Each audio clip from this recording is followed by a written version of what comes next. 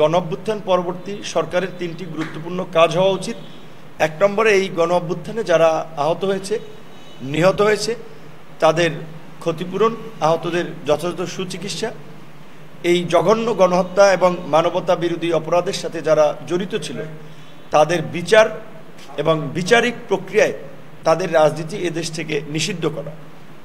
3 নম্বর হচ্ছে যেই ফ্যাসিবাদী রাষ্ট্র ব্যবস্থার কারণে নির্বাচনের মধ্যে দিয়ে একটা স্বৈরাচার প্রধানমন্ত্রী এবং স্বৈরাচারী জনপ্রতিনিধি তৈরি হয়, সেই ব্যবস্থার পরিবর্তন ঘটিয়ে নতুন করে বাংলাদেশ বিনির্মাণ, সেই লক্ষ্যে রাষ্ট্র সংস্কার।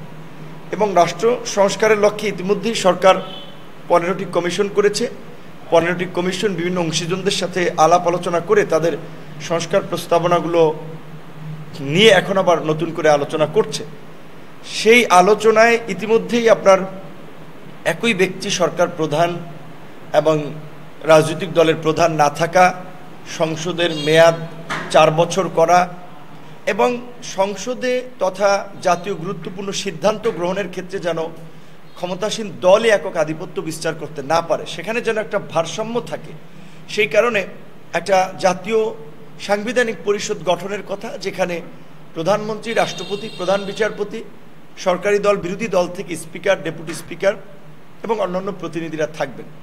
এই সংস্কারগুলোতে মোটামুটি সব রাজনৈতিক দলই একমত এবং জাতীয় সংসদের আসন সংখ্যা 300 থেকে বাড়িয়ে 100 করা, সংরক্ষিত 300 থেকে বাড়িয়ে 400 করা, সংরক্ষিত নারী আসনের 50টি আসনকে 100 করা এবং সংরক্ষিত আসনের পরিবর্তে সরাসরি নির্বাচন, এই বিষয়গুলোতে মোটামুটি রাজনৈতিক দলগুলো একমত। কিছু কিছু জায়গায় একটু দ্বিমত থাকতে পারে, কিন্তু এই দ্বিমতকে একমত করার দায়িত্ব কিন্তু সরকারের, যেহেতু তারা প্রধান ভূমিকায় বসে আছে এবং তাদের প্রতি এখন পর্যন্ত সমস্ত রাজনৈতিক দলের আস্থাটা আছে এবং এই সরকারের মাধ্যমেই কিন্তু আমরা এই সংস্কারগুলো বাস্তবায়ন চাই।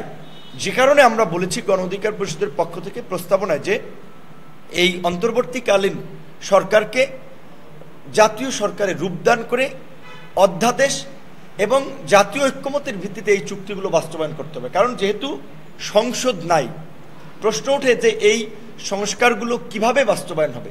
এই জন্য আমরা বলেছি যে এইটা যেহেতু একটা অস্বাভাবিক সময়, জাতীয় ঐক্যমতের ভিত্তিতে এই সরকার রাষ্ট্র পরিচালনা করছে, এখানে জাতীয় ঐক্যমতের ভিত্তিতে আন্দোলনকারী অংশীজনদেরকে নিয়ে একটা জাতীয় সরকার গঠন করে সকলের ঐক্যমতের ভিত্তিতে যেই সংস্কারগুলো বাস্তবায়নের পক্ষে সবাই থাকে এবং করার মতো, সেটা একটা সামাজিক চুক্তি আকারে লিপিবদ্ধ করে জুলাই চার্টার আকারে সেটা প্রকাশ করে এবং সেখানে সকল রাজনৈতিক দলের স্বাক্ষর থাকবে। এবং এইটা এই জাতীয় সরকার, এখন তো আছে অন্তর্বর্তীকালীন সরকার, আর জাতীয় সরকার হলে সেখানে মোটামুটি সকল ক্রিয়াশীল রাজনৈতিক দলের প্রতিনিধিত্ব থাকবে। এখন নির্বাচন এবং সংস্কারকে একটা পক্ষ উদ্দেশ্যমূলকভাবে মুখোমুখি দাঁড় করিয়ে দেশে কিন্তু আরেকটি 111-এর মতো একটা রাজনৈতিক পরিস্থিতি বা একটা রাজনৈতিক সংকট তৈরি করতে চাচ্ছে। কারণ দেশে অনির্বাচিত সরকার থাকলে রাজনীতির বাইরে থাকা কিছু মানুষের সুযোগ সুবিধা ভোগ করার, সুযোগ সুবিধা গ্রহণের একটা রাস্তা তৈরি হয়। কারণ নির্বাচন হলে তো রাজনীতিবিদরা, সেটা যেই দল হোক মত হোক, তারাই সরকার পরিচালনা করবে, তারাই সংসদে থাকবে। এখন ব্যক্তি ডক্টর ইউনূস সকলের কাছে গ্রহণযোগ্য, তাকে প্রধান উপদেষ্টা হিসেবে আমরা সকলে সমর্থন দিয়েছি, তিনি ভালো কাজ করছেন। এখন অনেকেই মনে করতেছেন তাহলে ইউনূসই কয়েক বছর থাকুক। এটা কিন্তু এই 2007 সালেও এরকম একটা ধোয়া তোলা হয়েছিল এবং তার পরিস্থিতিটা কি হয়েছে আপনাদেরকে বুঝতে হবে।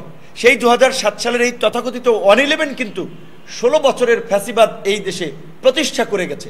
কাজী এইবার যেন আমরা ওই রকমের ভুল না করি এবং আমাদের যে জাতীয় ঐক্য তৈরি হয়েছে, এই ঐক্য যদি ফাটল ধরে, মিশরে আপনাদের মনে আছে সবচেয়ে জনপ্রিয় বিপুল ভোটে আপনার এই মোহাম্মদ মুরসি ক্ষমতা এসেছিলেন, কিন্তু ক্ষমতা এসে সেই মুরসি কিভাবে আবার তার মৃত্যুদণ্ড হয়েছে, কিভাবে সেই মিশরে এখন একটা সেনা শাসনের অবস্থা আছে, এইগুলো কিন্তু আপনাদেরকে মাথায় রাখতে হবে। যখন রাজনৈতিক শক্তিগুলোর মধ্যে বিভাজন থাকে, জুলাই যে আমাদের মধ্যে একটা জাতীয় ঐক্য তৈরি হয়েছিল, সেটা এখন আমার বিভিন্ন রাজনৈতিক দল তাদের ফায়দার জন্য কেউ সরকারকে 3 বছর চায়, কেউ 2 বছর চায়, কেউ 5 বছর চায়, এইগুলা বলে যে একটা বিভাজন তৈরি করছে, এটা কিন্তু আমাদের কারোর জন্যই মঙ্গলজনক হবে না। সেজন্য নির্বাচনটাও দ্রুত হতে হবে এবং আশা করি সরকার এই বিষয়ে একটা দ্রুত রোডম্যাপ দেবে। আমাদের পক্ষ থেকে আমরা এই ডিসেম্বরের মধ্যে আমরা মনে করি এই সংস্কার বাস্তবায়ন করে নির্বাচন হতে হবে, কিন্তু সংস্কার ছাড়া আমরা নির্বাচন চাই না। সংস্কারও বাস্তবায়ন হবে, নির্বাচন হবে, সংস্কার এবং নির্বাচন সমান্তরালে চলবে।